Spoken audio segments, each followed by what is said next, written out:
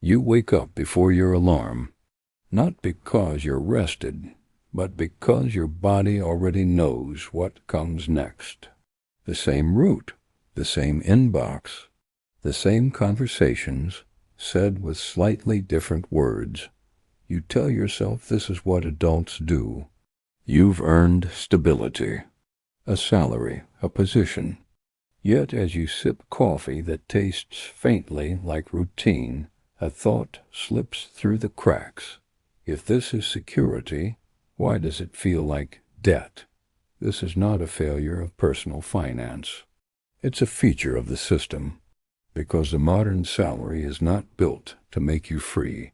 It's built to keep you comfortable enough to stop questioning why you're not.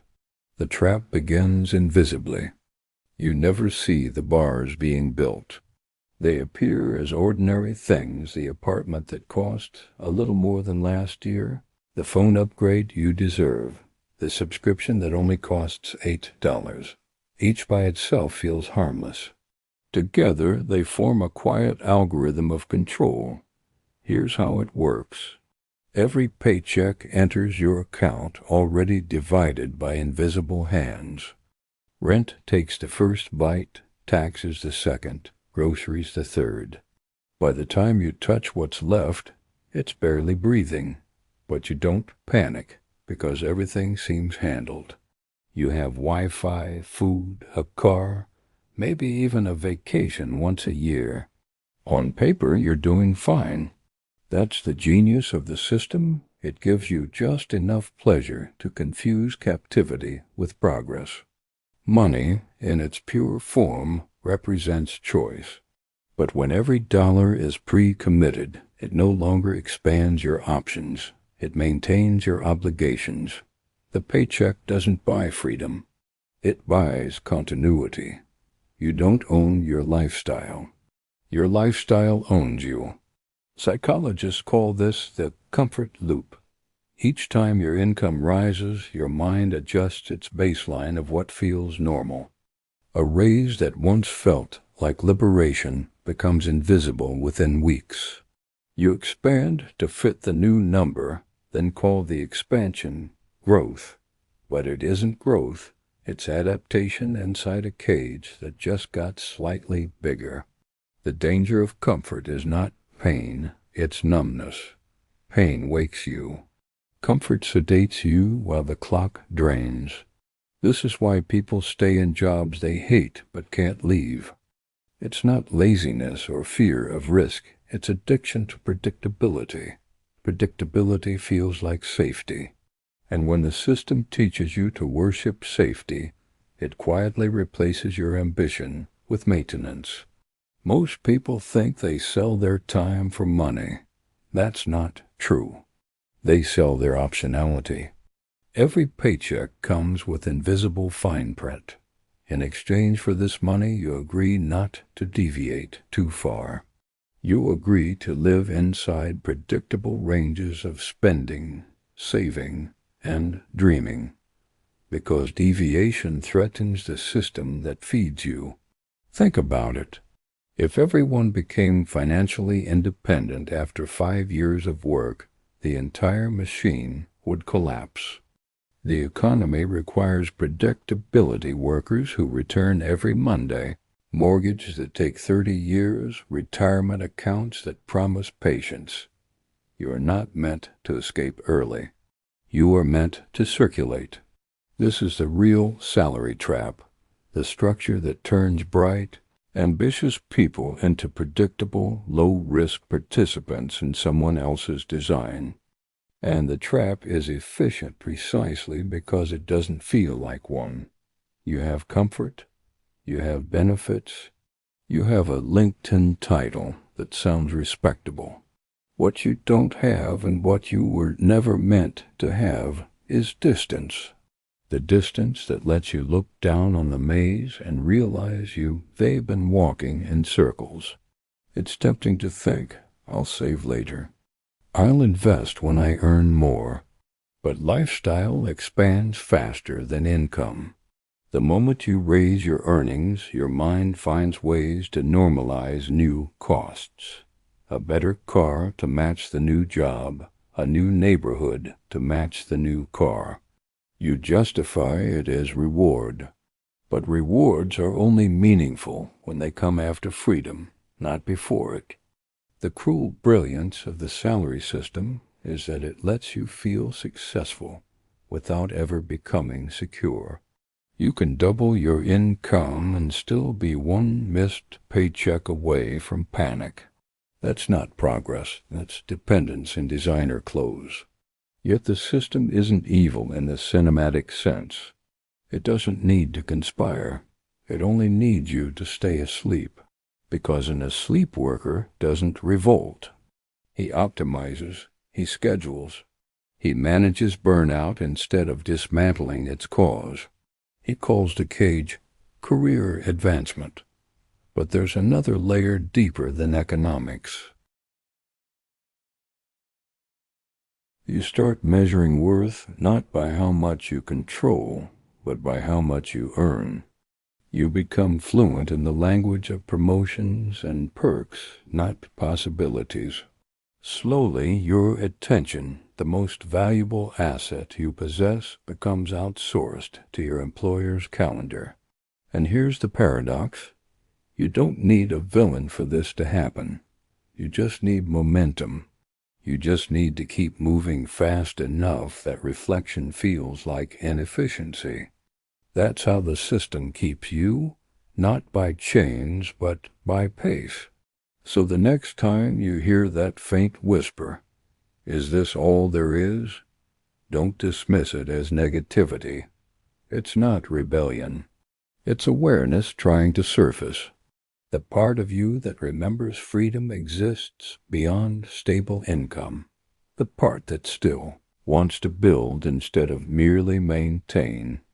Because in truth, the salary trap doesn't start in your paycheck. It starts the moment you confuse comfort with control.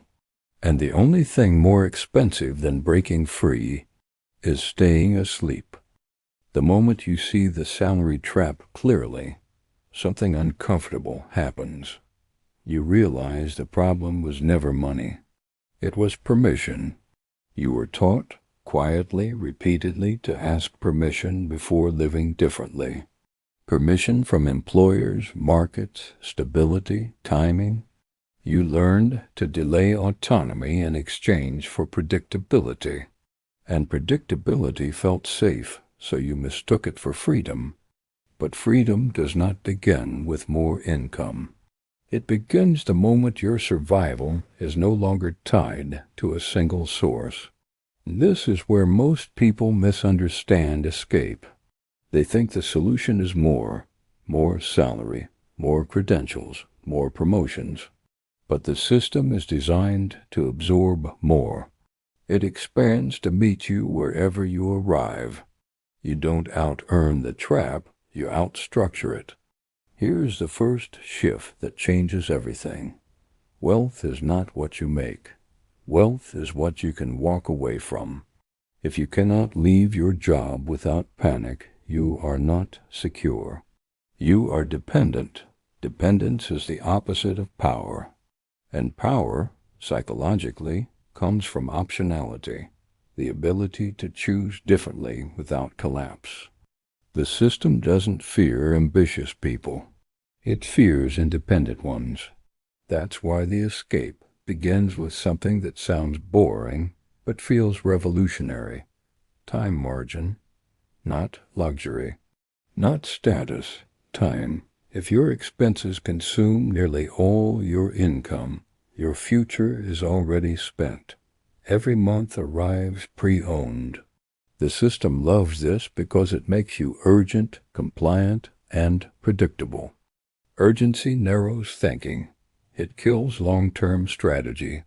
It keeps you inside survival mode while calling it professionalism. The first real act of rebellion is shrinking your life below your income. This feels backwards at first. Your ego resists it. Society mocks it. But psychologically, it does something profound. It restores agency.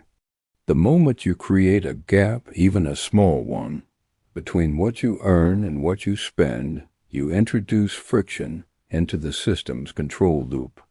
That gap is where freedom begins, because that gap becomes savings. Savings become time. Time becomes leverage. 3 months of expenses in reserve doesn't just change your bank account. It changes your nervous system. You stop reacting. You start choosing. 6 months? You negotiate differently. You speak more carefully. You stop tolerating nonsense you once accepted as normal. Not because you're arrogant, but because you're no longer cornered. This is why financial independence feels threatening to systems built on compliance. Independent people are harder to rush, harder to scare, harder to trap with just one more raise. Once you stabilize your foundation, the second shift appears: assets over obligations. Obligations consume your future. Assets repay it.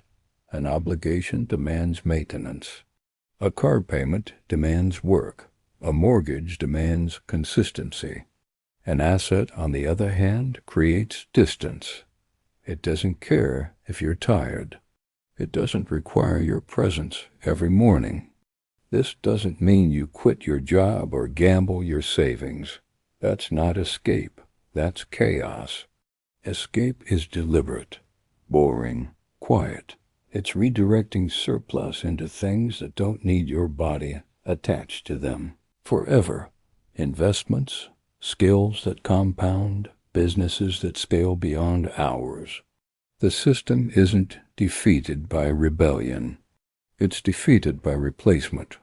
Here's the truth most people never hear. Your job is not your enemy. Your dependency on it is. The goal isn't to reject structure. It's to design one that doesn't own you. And this is where psychology becomes more important than finance. Because as soon as you begin pulling away, discomfort appears. You will feel behind. You will feel smaller than peers who spend freely. Your ego will scream that you're regressing. You're not. You're decoupling. The system trains you to associate growth with visible consumption. Bigger house, better car, upgraded life. But real growth is invisible at first. It shows up as silence, flexibility, calm. Most people chase income because income buys approval. Few chase freedom because freedom requires standing alone for a while. And here's the final piece, the one that completes the escape. The moment you stop needing the system's validation, it loses its grip on you. You stop measuring yourself by salary brackets and start measuring yourself by control over your time. You stop optimizing for promotions and start optimizing for exit options. You stop asking, "How do I earn more?" and start asking, "How little do I need to live well while building leverage?" That question terrifies the system because it produces people who are hard to pressure, hard to manipulate, and impossible to trap with comfort. Freedom doesn't arrive all at once. It arrives quietly, disguised as discipline, as restraint, as choices that look unimpressive to people who mistake spending for success. But one day you realize something has shifted. You're not rushing anymore. You're not afraid of pauses. You can say no and mean it. And in that moment, the salary loses its power over you. It becomes a tool instead of a tether. The salary trap only works when you confuse income with independence. Once you separate the two, the illusion collapses. You don't need to burn the system down. You just need to stop living inside its assumptions. And once you do, you'll understand the truth most never discover. Comfort is cheap. Freedom is earned. And the moment you choose freedom, even quietly, the system stops owning your future. If this video resonated with you, please give it a like and share it with someone who needs to hear this. Don't forget to subscribe to the channel and hit that notification bell icon so you're the first to know when the next video drops.